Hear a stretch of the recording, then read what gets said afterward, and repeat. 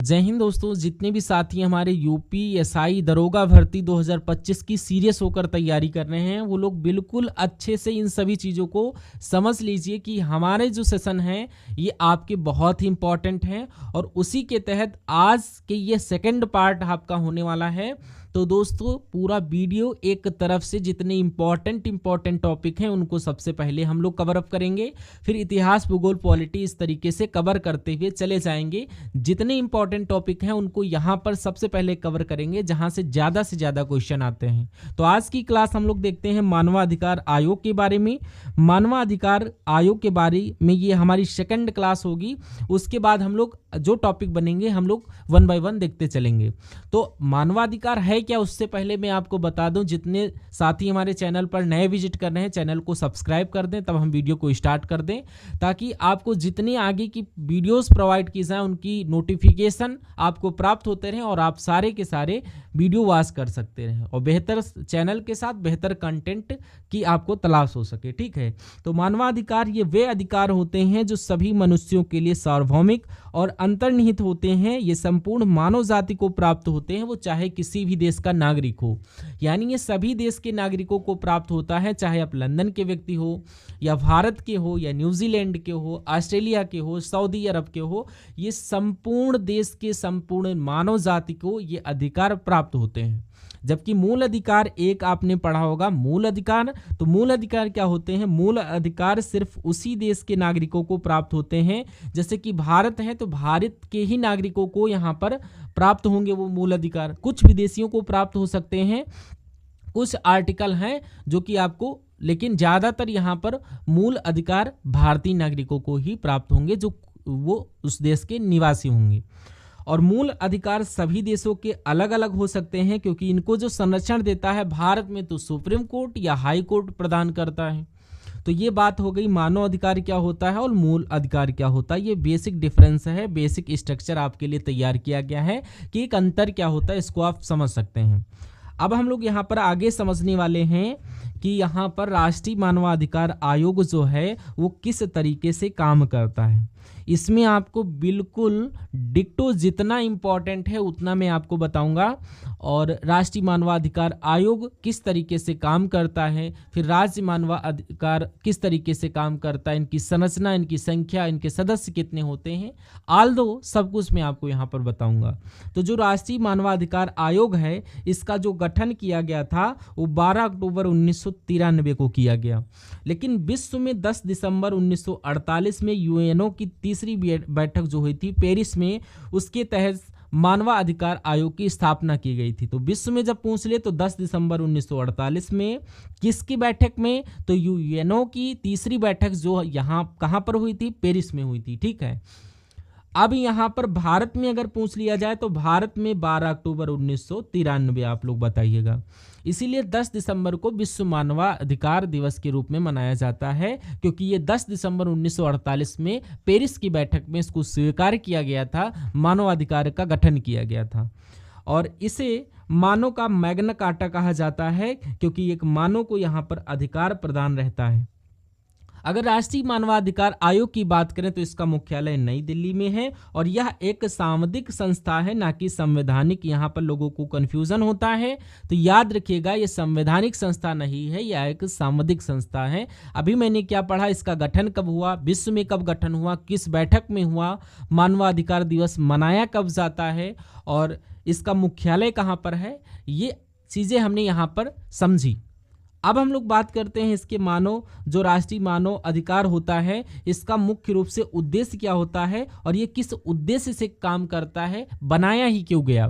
तो जो मानव अधिकार संरक्षण के प्रयासों को और सशक्त और मजबूत बनाने का ये काम करता है और मानवाधिकार उल्लंघन की जांच करना ये किस आयोग का काम का होता है और मानवाधिकार शिक्षा एवं जागरूकता फैलाना इसका काम है। मानवाधिकारों में उल्लंघन के कारणों की जांच तथा सिफारिश करना इसका काम होता है। इसके अलावा मानवाधिकार के संरक्षण के लिए अंतर्राष्ट्रीय संगठनों के साथ सहयोग करना इसका काम होता है। इसके अलावा अन्य और भी ढेर सारे इस आयोग के कार्य होते हैं, ऐसे कार्य जो मानव के अधिकार जो मानव को संरक्षण प्रदान करता है, वो सभी इससे जुड़े हुए कार्य हो सकते हैं। तो ये चीज़ें आपने पढ़ी हैं। मानव अधिकार का उद्देश्य क्या है, एक एक चीज़ों को यहाँ पर समझाने का प्रयास करेंगे। सबसे पहले यहाँ पर मानव अधिकार का परिभाषा पढ़ी और यहाँ पर उसके बाद इसका गठन देखा और विश्व में कब गठन हुआ, भारत में कब इसका गठन हुआ और मानवाधिकार दिवस मनाया कब जाता है और इसका उद्देश्य मूल रूप से क्या है। अब बात करते हैं इसकी संरचना, यानी कि इसके गठन में कौन कौन सम्मिलित होता है, ये चीज़ें हमें यहाँ पर पढ़नी है। देखिए, सबसे पहले हम लोग देख लेते हैं क्या कि यह एक बहुआयामी संस्था होती है या एक बहुआयामी संस्था है। तो आप लोग क्या बताओगे यहाँ पर, यह एक सांविधिक संस्था है। कैसे, संवैधानिक नहीं, सांविधिक। और इसकी संरचना में जब आपसे पूछ लिया जाए कितने सदस्य होते हैं, तो एक अध्यक्ष होता जो सेवानिवृत्त होगा और यहाँ पर सुप्रीम कोर्ट के न्यायाधीश के यहाँ पर या उच्चतम न्यायालय के न्यायाधीश या मुख्य न्यायाधीश हो सकता है, सुप्रीम कोर्ट का सेवानिवृत्त मुख्य न्यायाधीश हो सकता है या फिर न्यायाधीश हो सकता है। ये हो सकते हैं अध्यक्ष के पद पर, और एक महासचिव होगा। इसके अलावा 5 कार्यकारी सदस्य होंगे और 7 मानव सदस्य होंगे। लोगों को इसमें बहुत ज़्यादा कन्फ्यूज़न होते हैं कि इसके सदस्य कितने होते हैं।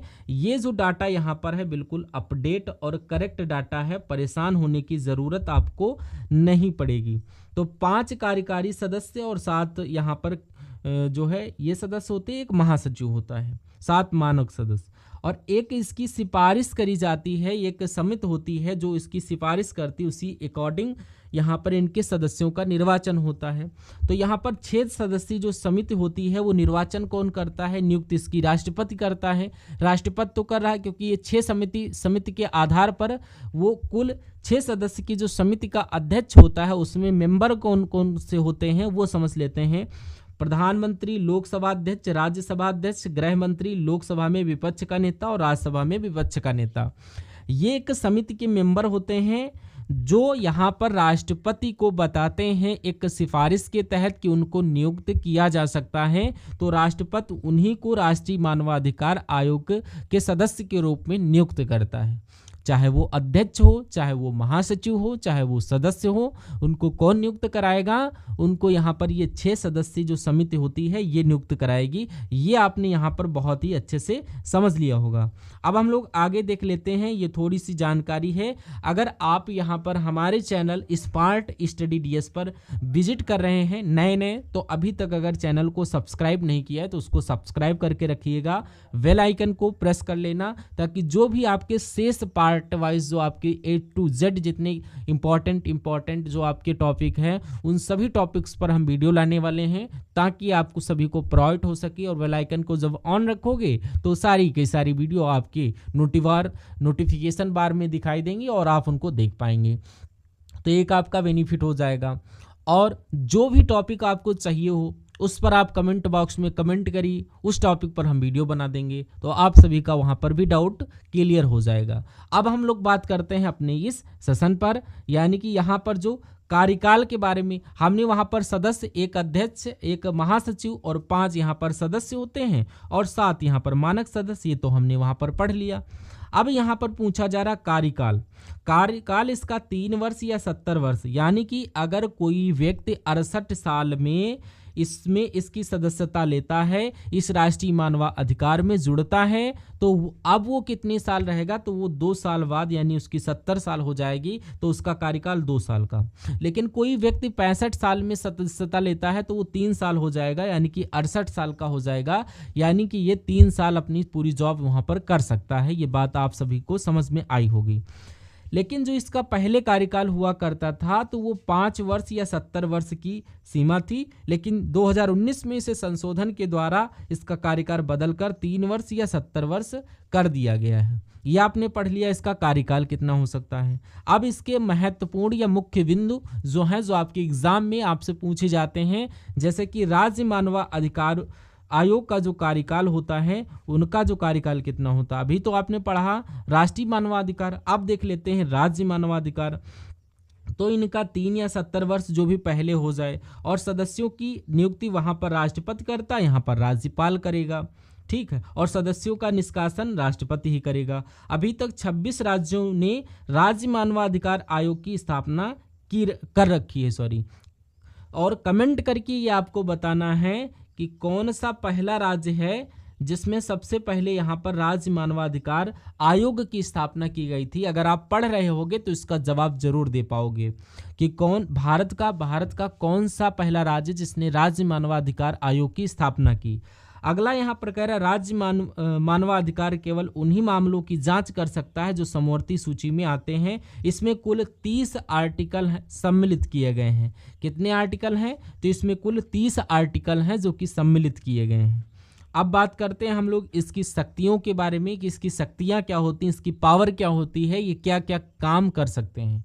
तो ये मानवीय स्थितियों को पता लगाने के लिए जेलों या अन्य संस्थाओं की जांच करना इसका काम होता है। अगर जेल में आप भले ही कैदी हो लेकिन जेल में आपको मानवाधिकार दिए गए हैं ना, तो ये जा करके जेलों में जाकर देख सकते हैं कि किस तरीके से उनको खाना मिल रहा है, कितनी उनको प्रताड़ना दी जा रही है, क्या उनसे वर्क कराया जा रहा है, या उनका मानसिक शोषण, शारीरिक शोषण कितने दिनों तक किया जा रहा है। भाई जेल में कोई आराम करने तो गया ही नहीं कि सोफा पड़ा आराम से रात दिन ऐसी चल रही सो रहा हो, नहीं, वहां पर वर्क होता है। लेकिन क्षमता से अधिक काम कराना या क्षमता से ज्यादा आर्थिक शोषण या मानसिक शोषण ज्यादा करना, ये सब अगर होता है तो इसकी जांच के लिए ये राष्ट्रीय मानवाधिकार आयोग या राज्य मानवाधिकार अधिकार की ये जो है टीमें जाती रहती हैं। और मानवाधिकारों से संबंधित न्यायालयी कार्यवाही में हस्तक्षेप करना, किसी भी दस्तावेज की मांग करना, ये राष्ट्रीय मानवाधिकार कर सकता है।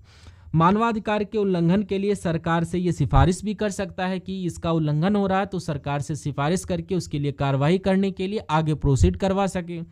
मानवाधिकार आयोग शपथ पत्रों पर साक्ष्य ग्रहण कर सकता है। अब अगर इसका निष्कासन करना होता है मानवाधिकार के आयोग के सदस्यों का, अध्यक्ष का या महासचिव का, तो कौन करता है? तो निष्कासन हमेशा याद रखिएगा कि हमेशा राष्ट्रपति ही करता है। नियुक्ति राज्य में भले ही राज्यपाल करे, लेकिन देखिए केंद्र में कौन करता है? राष्ट्रपति करता है। राज्य में कौन करता है? राज्यपाल करता है। केंद्र में निष्कासित कौन करेगा? राष्ट्रपति करेगा। राज्य में कौन निष्कासित करेगा? राष्ट्रपति करेगा। ध्यान रखना, राज्य और केंद्र दोनों जगह निष्कासित राष्ट्रपति करता है। तो दोस्तों ये आज की क्लास थी। आई होप ये क्लास आपको बहुत अच्छे से समझ में आई होंगी और चीज़ें आपके दिमाग में कुछ अच्छे से क्लियर हुई होंगी। तो दोस्तों यहाँ पर पूरा जीएस जीके का यहाँ पर बैच आप लोग ले सकते हैं, या सॉरी बैच नहीं, आपको फ्री ऑफ कॉस्ट आपको यहाँ पर जो है वीडियोस प्रोवाइड होंगी और एग्जाम ओरिएंटेड सारे के सारे इंपॉर्टेंट टॉपिक यहाँ पर उपलब्ध कराए जाएंगे। तो चैनल को एक बार प्लीज़ सब्सक्राइब करके रखिएगा। चैनल पर जो भी साथी लोग नए हैं उसको सब्सक्राइब करके रखिएगा। हम लोग मिलते हैं अगले पार्ट में, तब तक के लिए जय हिंद, जय भारत।